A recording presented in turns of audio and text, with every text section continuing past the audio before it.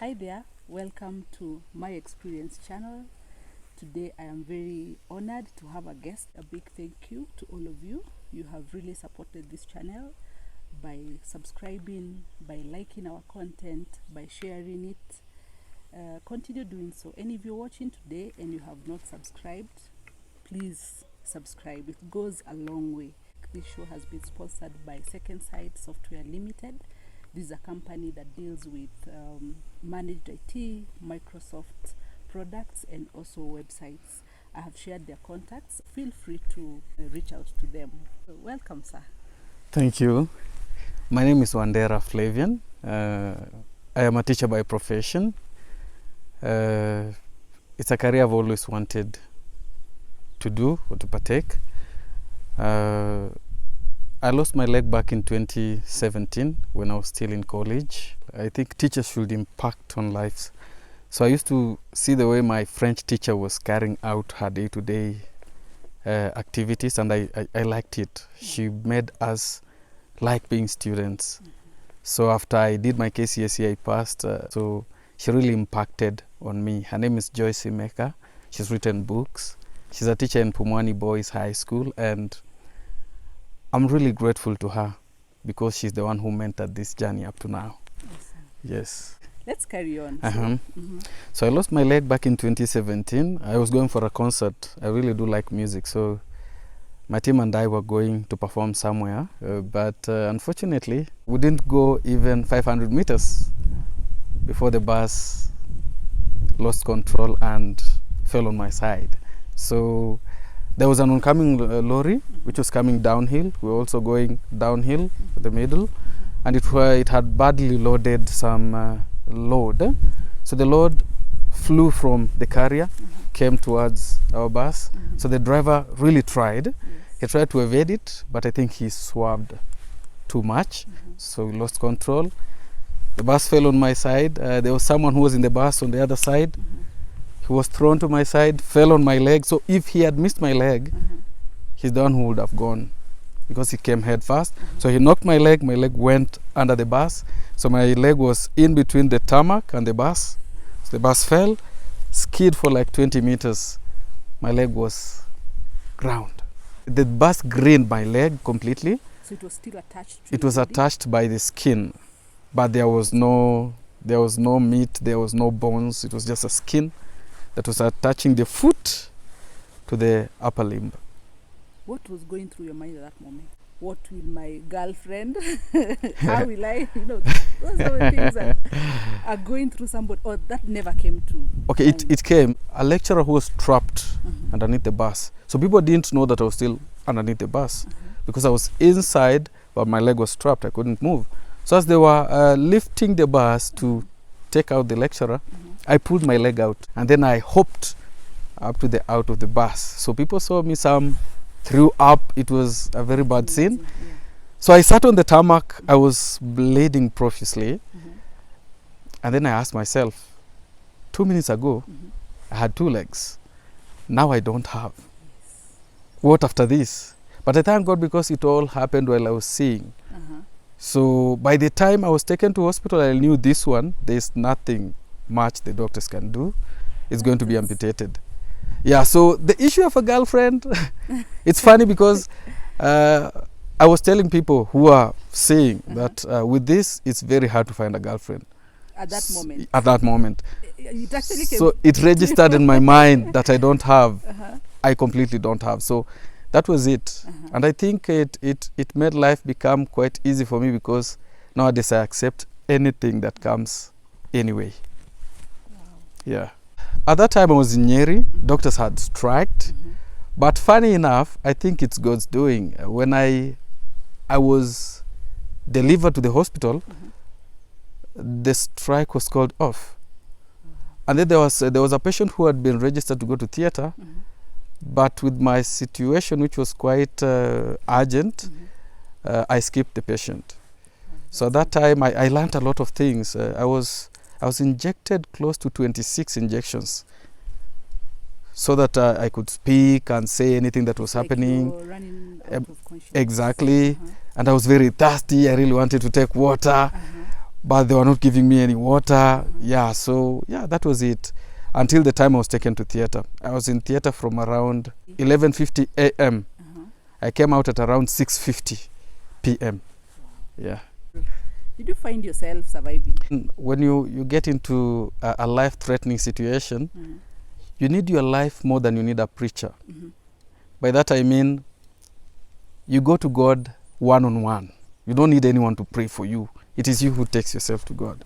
So you talk to him directly. God, just give me this moment. If I manage, I think I'll give. And yeah, so at that time, I just told God, I know I've been a sinner. I've done a lot of very bad things. Just give me this one chance. If I come out of this, I think I'll live my life in the best way possible, in the spiritual way possible. Did you keep your promise? I believe I did. He was told, we have an emergency, your son is at the hospital. He asked, what's wrong? He was told he was involved in an accident. He asked, is he okay? They said, well, I would want you to come over. He said, I'm coming. That's the last I heard from him. I heard from him again when I was a week from theatre. So he was recounting what happened, that he walked in the hospital and he saw traces of blood because I was bleeding profusely. So he said, is this my son's blood I'm seeing? He was told yes, but he has been taken to theatre. He was amputated at the scene of accident. So ours is just to make sure we clean the wound and make sure he doesn't get any infections. Yeah, so he's a very strong man. He took it as it was. When I woke up, he was standing on my right side of the bed. So he looked at me, I looked at him. I asked him one simple question. I asked him, in your family, there's no person who's lame. So I'm the first one. Do you feel like I'm a burden or something? But he told me something that healed me from then. That was the first step to my recovery. He told me, I accepted you the moment I realized your mother was pregnant with you. So this is just part of life. So seeing him strong made me stronger. Personally, I'll tell people, I don't believe in this analogy of fake friends. If you call people fake friends, first you look at yourself. Are you a real friend? Before you call people, other friends fake. And at that time, I really learned to appreciate friends. Because my mother's son, I have a son. My mother's son at that time was with me. She took care of me until I got out of hospital. I've never thanked her enough, but I really like to thank her today in this video. Her name is Anne. She really took good care of me until the day I set my foot out of hospital. My friends, I have one who, not those friends who you communicate like once in every 3 months, but when you talk, it's like you talked yesterday. So there's one who's called Apollo. He's in Kisumu. At that time, he was in Kisumu. He called me. You know, that time I was not picking so many calls. So I saw his call. I picked out of the rest that I was ignoring. He asked me, I'm seeing something on Facebook. Is it true? I told him, yeah, bro. It's true. That is it. He didn't say any other thing. He just hung up. But the following day in the morning, he was in hospital. I was shocked. I didn't believe. So, yeah, my friends were there for me. So many people who are coming were not believing that I don't have a leg. There were people who are just coming and they start crying. So I was asking them, why are you crying and I'm still alive? I'm not yet dead. Eh? So one day, one of them told me, man, you're the one encouraging us instead of us encouraging you. How is it? And I'm like, you know, you might encourage me here, but I remain in this hospital alone at night. So if you encourage me and I don't take it into heed, it will not help me. It is for me to accept that encouragement, for me to heal. So acceptance first really helped me, so that I made it easier for people who are coming to visit me to see that really I will pull through this. Everything is a challenge. Eh? I remember my elder brother, his name was Oscar. I got the accident on Friday, 26th May 2017. He came to see me on Saturday.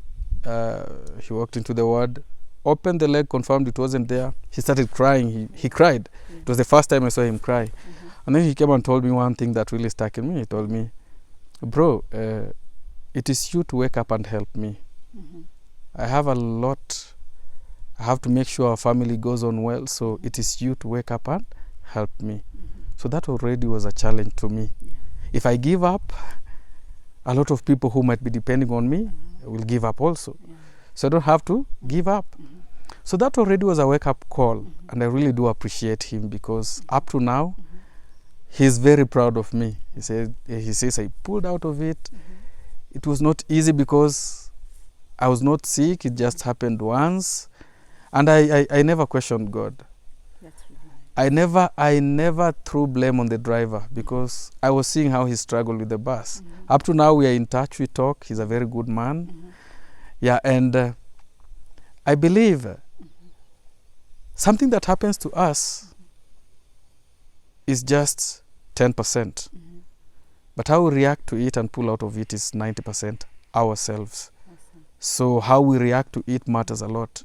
You might have a lot of external support from people who want you to pull out of it and be okay and get back to your feet. But if it hasn't come back from you yourself, it will be very hard even for the people who are offering this help. I usually tell people up to now, I used to have a lot of thoughts at night when there are no people around. I could ask myself why, but I have to tell myself tomorrow people are coming to see me. I have to be strong for them. Because if they come to see me and I'm down, they also be down. They go back feeling they're very down. So I battle with my pains and sorrows at night. During the day, I'm very much okay. And this is something that happens in a hospital bed. People are very much okay during the day. There are no pains during the day. But at night when there's no one, pain comes. If people have to help you, you have to give them a chance to help you. And the very first step to healing is you accepting. If something is gone, if you had a leg today, tomorrow is not there. You had an eye today, tomorrow is not there. You had a job today, tomorrow it's not there. You had a wife today, tomorrow they are gone. First accept. From there now you can heal. It is easy. But once you live in denial, you feel like, no, I think there's more to it, then you lose it. And healing becomes very hard. I accepted because I saw everything. It was during the day and I felt my leg go under the bus. I saw it. I saw blood coming from my body. I said, yeah, this has happened. And like if it happened and I lost consciousness and then I went to hospital, wake up, my leg is not there, I could keep on questioning up to now. At first, my leg was amputated below knee, but then I think from the scene of accident, there was too much dirt and I got an infection. So the infection healed, but it came at a cost, so I had to undergo another amputation. So right now I'm amputated through knee. Personally, I do have a prosthesis, but I don't like using it because... Oh, you do have it? I do have it, but I don't like using it because this is my identity. This is me. When I walk even in the dark, you'll tell that is Wandera coming. And people will be cautious around me. Like if I'm walking in Nairobi, someone will be like, hey, take care, there's someone who doesn't have a leg. And like if I'm walking on my two legs and I'm just a normal person, and people expect me to run and I can't run, you see some of the things. So I accepted it that way, and I'm really grateful to my crutches because they have really helped me a long way up to now. This is your bae. Exactly, that's my partner now, 6 years now. Wow. I really like my crutches. That's really nice. I take them for service. I make sure they're okay. Yeah, because if they fail, I'll not move. So what happened to your leg? No, a leg is something that is organic. It will decompose if you put it unless you preserve it well. So which might be expensive. Which might be very expensive. So I told my dad at that time, this is it was a foot, not a leg at that time, just the lower part. I told him, take this my ancestral home, bury it there. And my grandfather told them where to bury it. And what is very good is he told them, this grandchild of mine has been a very good boy ever since he was young. And I want this leg to be buried just next to where I'll be buried. So it was buried just next to where we buried him. He died in 2021. Just next. Yeah, and that already, when I heard that when I was in hospital, I was like, wow, this is good. Why did you feel like it needs to be buried? Because I didn't feel like it should remain in hospital, discarded.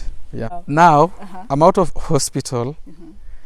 The mother to my son told me, go home and heal. Home now to... Yeah, now home with my parents.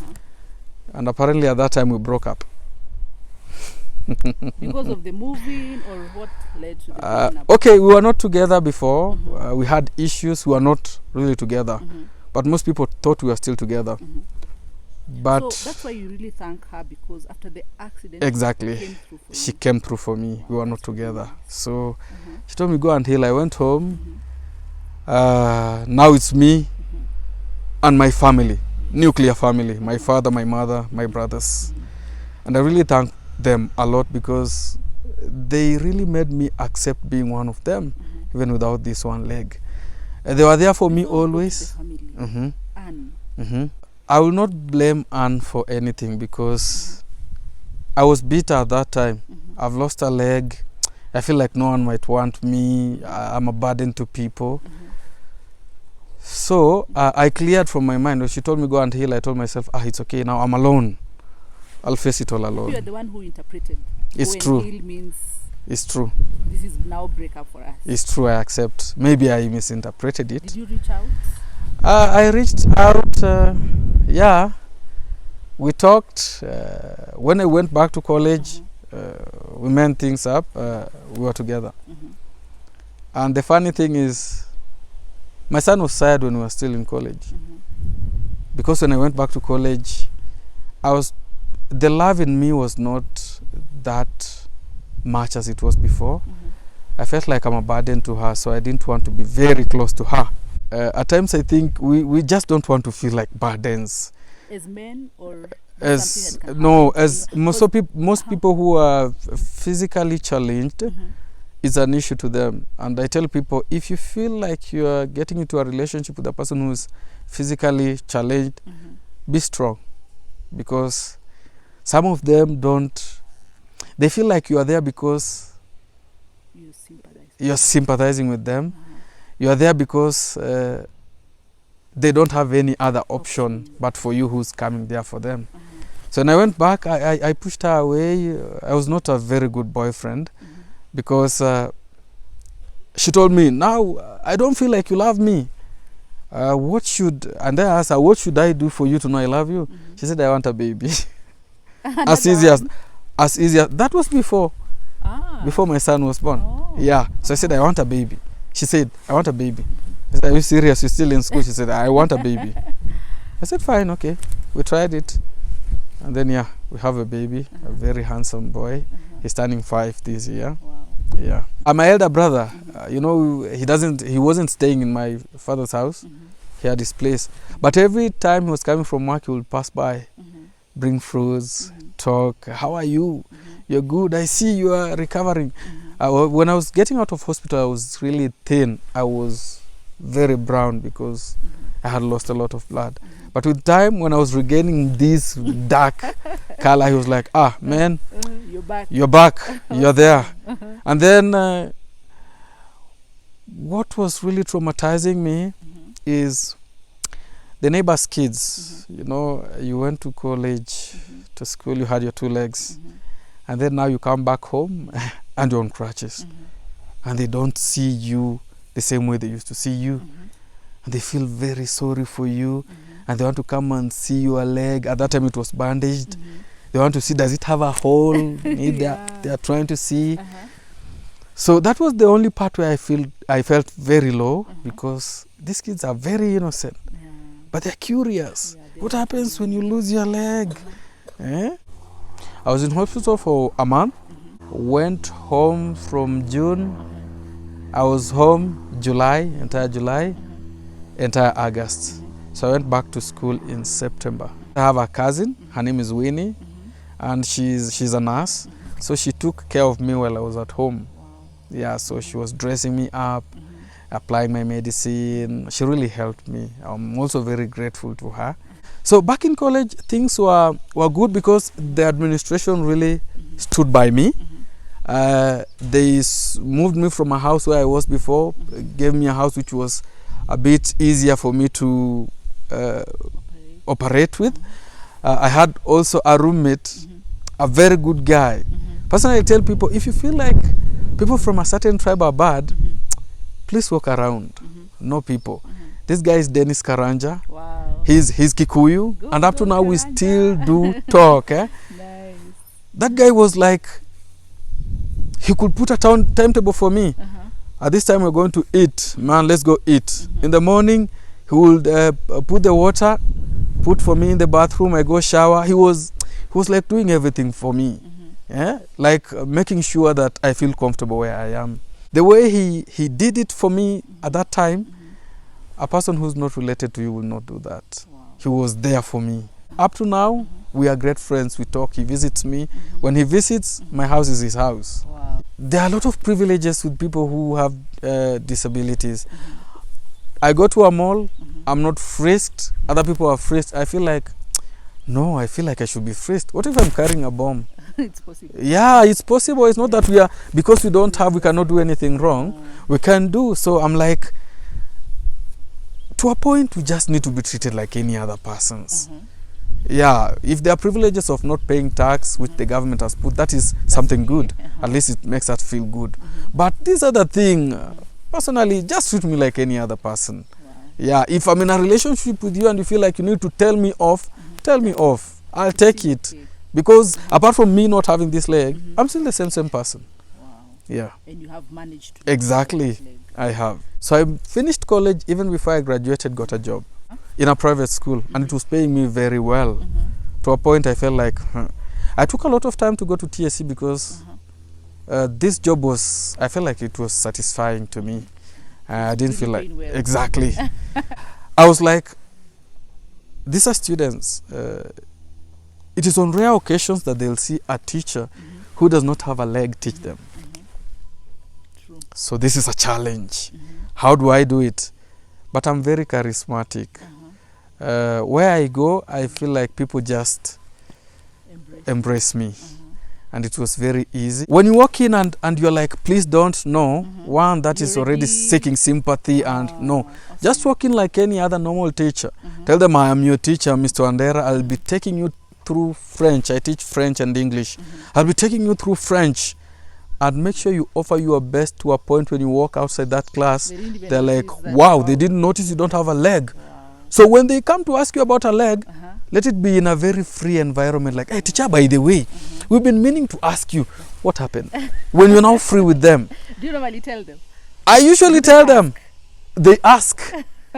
Right now I'm a class teacher in my school, and they ask me, teacher, tell us what happened. I'm like, you want to know what happened? And then I told them, give me a seat. They gave me a seat. I sat down. And we talked. I told them what happened. They're like, hey, teacher, you are strong. You know, the way girls are very, teacher, you are strong. I'm like, you will not know you are strong until something bad happens to you. So now you might think you cannot be able to handle this. But if it happens to you, believe me, God will give you the strength to handle it. Yeah. So I talk about it. My colleagues, one of my colleagues came to me and told me, hey, Wandera, what happened to you? You know, many people will want to know what happened to you and your story, but they are really afraid to ask because they don't know how you'll take it. There's nothing I enjoy like telling my story. For those who might be very afraid to ask me, they learn it through this. That's why I thank you.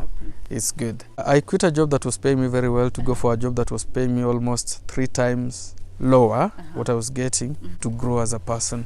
When you stay too much in your comfort zone, you don't grow. I woke up at around 2, drafted my resignation letter, sent it to my employer.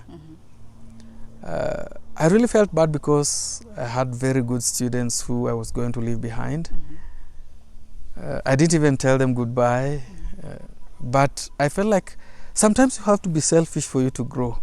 Sometimes those decisions that really impact on your life to be a better person are very painful decisions. And when you follow them, it helps you. So I helped her get a teacher, and they moved on well. And I had already set up my mind, I'm leaving. But you had the fallback plan. At that time, I was helping my friend run his company. He does videography. We do shoots. I'll advertise him. He's called Hardmoon. He has an industry. I do a lot of photography also, videography also. So I was like, I think let me go and clear my mind by doing that for the time being before I decide on what I want to do. So TSC advertised slots, and I applied. So as I applied, I was still behind the scenes. I got a job as a BOM teacher somewhere to introduce French. So I was the pioneer of French in that school. And it did really well. The principal was like, wow, this is good. So I also helped her get a teacher. And then I got the TSC employment. How do I move from my workplace to my place where I stay? I don't live where I work, by the way. At first it was quite hard. I used to spend a lot of money on my transport. A lot of money. In a week I would spend like close to 2,000. I'm a person who likes convenience. I could be like, come pick me from my house, take me to school. Can you drive? I can drive. I can drive. Does the Kenyan law allow? It does allow us to drive under class F. Yeah, That's really we do drive. I do drive because right now it's a basic need. It's not a want. Presently, I have colleagues who, and I told you personally, people just embrace me. And I think I make them embrace me because of how I do my things. So someone will be like going out in the morning. I have neighbors, they're like, Wandera, Twende, let's go. It's time, let's go. And I'm like, thank you, I'm there. And when they are leaving from work, they're like, Wandera. And it's not the same person. Another person will be like, hey, Wandera, I'm almost leaving. Do you have means? I'm like, if you offered me, I'll appreciate. I'm like, come, let's go. So it's like that almost every day. And that's how I move. So sometimes I feel like, hey, this guy has been really nice to me. Let me put petrol in their car. So yeah, it's also good to appreciate, because it's not a must. You're not entitled to these people helping you.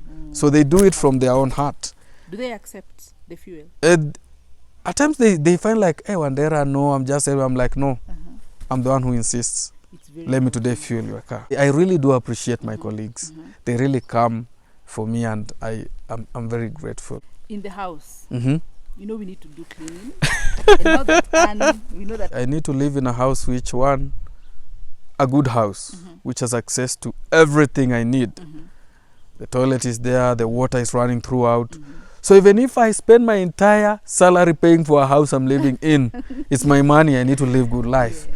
So in the house, imagine things are not hard, because what do I need? If it's the shower, I can go to the shower. If it's cooking, I do my cooking. I have modified my house. If you walk in, you'll see this one is for a person who really likes to enjoy life. It's friendly to me, because I know other people might find it very easy to do things around, but for me to feel like I'm comfortable, there are things which I have to go out of my way, get money, buy them. I'd rather buy that vacuum cleaner to make sure that my carpet is clean in the house. I'll buy that washing machine to make sure that if I have too many clothes that I can't wash by my hand, I just use the machine. Yeah. This life is for the living. Live it. Enjoy it. And you live one. Yeah. You will save this money, keep it, you die. Many people, other people who you don't know, will enjoy your life, your money. So as you're also working and earning, live. Yeah, don't just exist. Live. Yeah. I love that. Yeah. There's that person who is disabled and they don't have anywhere. Like they don't have a job, they don't have an income. That one, I also feel for them, because they don't have any other place to get it from. And for them to go that extent of sitting down and asking for something, maybe they genuinely don't have where they can get it. So they rely on you. If you can help, help. People will support your hustle if you are disabled. I believe if you sat on a street, opened like a small hustle there, people who are coming to buy will leave this person who has two legs and buy from you. They will really do support you. So let's go out of our way. Don't give up. Try. Try. Let people see you are trying. Yeah. Wow, than just sitting down and waiting for people to help you. No, it's not a good thing. Now that you only have, is it okay to say one leg?